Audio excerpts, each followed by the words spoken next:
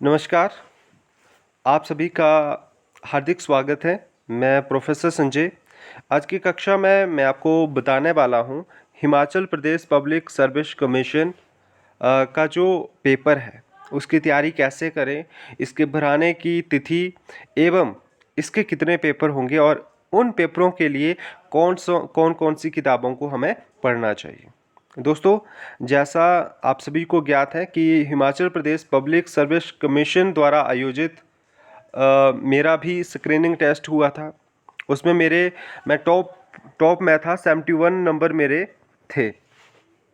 तो उसी हिसाब के आधार पर, क्योंकि इस क्षेत्र में मेरा काफ़ी अनुभव रहा है, तो मैं आप सभी को इस क्षेत्र में जो हिंदी साहित्य के क्षेत्र में जहाँ तक मैं जानता हूँ, मैं आपको बताऊंगा कि कौन सी किताब Himachal Pradesh public service commission ज़्यादा प्रमुखता से उसको चुनता है और उसको महत्व भी देता है और उसी से पेपर भी डालता है। सबसे पहले हम बात करेंगे कि जो Himachal Pradesh public service commission द्वारा पीजीटी का एग्ज़ाम होना है, उसकी जो लास्ट डेट है वो 13/11/2023 को है। इसी 13 तारीख को आप लोग फीस जमा भी करवा सकते हैं, लास्ट डेट उसी दिन होगी, तो इस बात का विशेष ध्यान रखिएगा। इसमें कुल जो पोस्टें हैं वो हिंदी में 117 पोस्टें हैं। तो कैटेगरी वाइज उम्मीद करता हूँ आप सभी ने देखी होगी कि कैटेगरी वाइज क्या इसमें दिक्कत है। दोस्तों, इसमें एक दिक्कत है कि आप लोग बोलते हैं कि सर, अगर मैं हिमाचल से बाहर की रहने वाली हूँ और क्या मैं इस पीजीटी का एग्ज़ाम को भर सकती हूँ? बिल्कुल नहीं। अगर आप लोगों की +2 आपकी हिमाचल प्रदेश की है, तभी आप इस पेपर के लिए एलिजिबल है। अगर आपने +2 हिमाचल प्रदेश में नहीं की है, आप उसके लिए एलिजिबल नहीं है, पीजीटी का एग्ज़ाम आप नहीं दे सकते। तो इसका विशेष ध्यान रखिएगा कि बाहर के जो हिमाचल से बाहर के लोग हैं, वो मैक्सिमम हिमाचल से उनकी +2 नहीं है, तो वो एग्ज़ाम पीजीटी का नहीं दे सकते हैं। तो इसमें हिमाचल प्रदेश का जो पीजीटी का पेपर है वो 2 पेपर होंगे। पहले पेपर में 50 सवाल आएंगे। एक सवाल जो होगा वो 2 नंबर का होगा। इसी आधार पर जो हिमाचल प्रदेश है वो 30 नंबर का होगा। मतलब इसमें से 15 सवाल पूछे जाएंगे जो कि 30 नंबर के होंगे। जो इंटरनेशनल है वो 15 नंबर के 15 प्रश्न होंगे 30 मार्क्स के, और हिंदी जो होगी वो 10 सवाल आएंगे 20 नंबर की, और अंग्रेजी जो होगी वो 10 सवाल आएंगे यहाँ से 20 नंबर के। इसमें से ये है कि फर्स्ट पेपर में आपको हर हालत में 35% चाहिए ही चाहिए। जिन विद्यार्थियों के 15% नंबर नहीं आते हैं, उसका दूसरा पेपर चेक नहीं किया जाएगा। इसका विशेष ध्यान रखिएगा, क्योंकि यही क्राइटेरिया पहले सेट के एग्ज़ाम में था।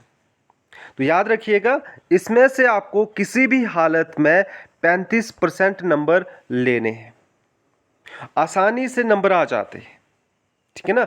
आपको बहुत 35% नॉर्मल सवाल है, और याद रखिएगा इस आधार पर आपको सिर्फ मेरिट नहीं बनेगी।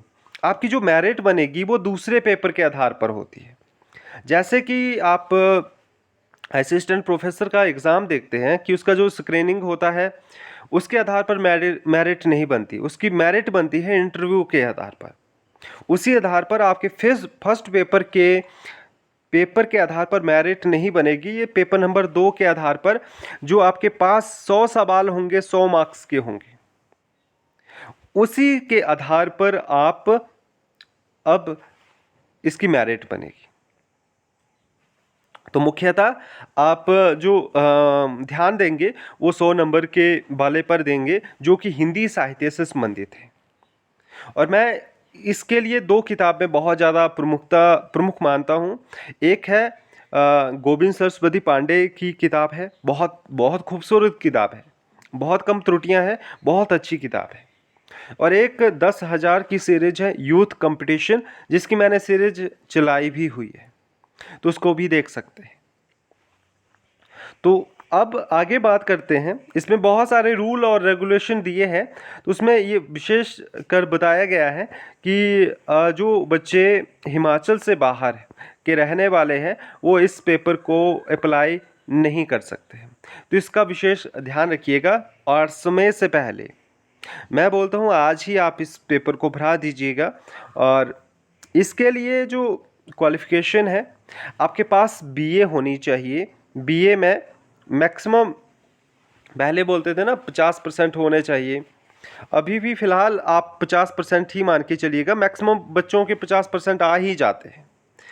एमए आपके पास इसके लिए होनी चाहिए प्लस बीएड। अगर जिन बच्चों के पास बीएड नहीं है ना, you are not eligible of PGT, तो याद रखिएगा।